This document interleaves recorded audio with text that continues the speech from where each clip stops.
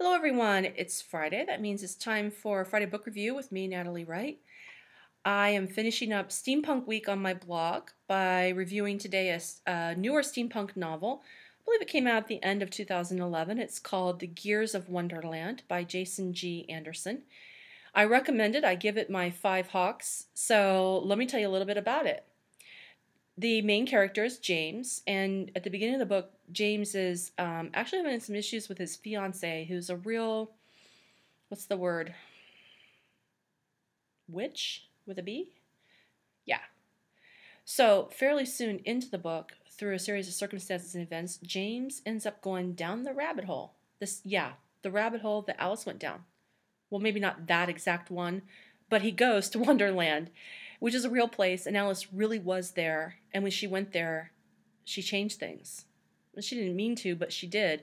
So the Wonderland that James ends up in is a little bit different than the one that C.S. Lewis wrote about.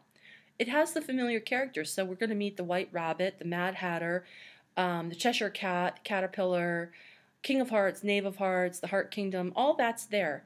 But this author has brilliantly reimagined it and put a steampunk bent on it, and I'm wishing I had thought of it, but I didn't. But thank God he did, because it's a really fun story. And, you don't have to like Alice in Wonderland to like this book. You don't even have to like steampunk to like this book, because at the end of the day, really, it's an action-adventure story. So if you like action and adventure and the quests kind of thing, you're going to really enjoy this book.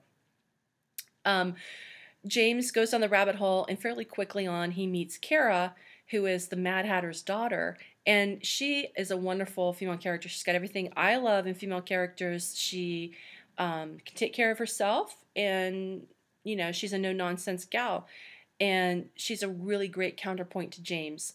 When James first gets to Wonderland, the point of the story, the point of a hero quest is that he's got to find his power. He's sort of, he's a great guy, but he hasn't really figured out how it is that he is valuable to the situation yet. And that's the point of the story, is for him to find that out. And, of course, to save Wonderland. So I definitely recommend it. I think it's fun for anyone of any age, even though it's written with adult protagonists. I think certainly middle grade and up, definitely is something that anyone can read. There's nothing inappropriate in it. And it's just a really fun action-adventure story.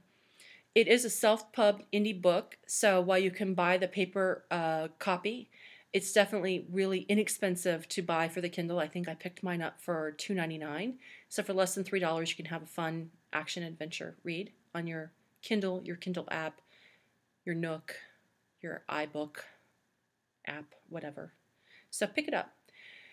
And then, I'd really love to hear from you guys about what you think about it if you read it. Also, if you love steampunk and are into that genre, I'm just sort of getting into it. I'd really like to hear from you about what steampunk books or graphic novels you would recommend, or stories or authors that write in that genre. So let me know. I'd like to hear from you.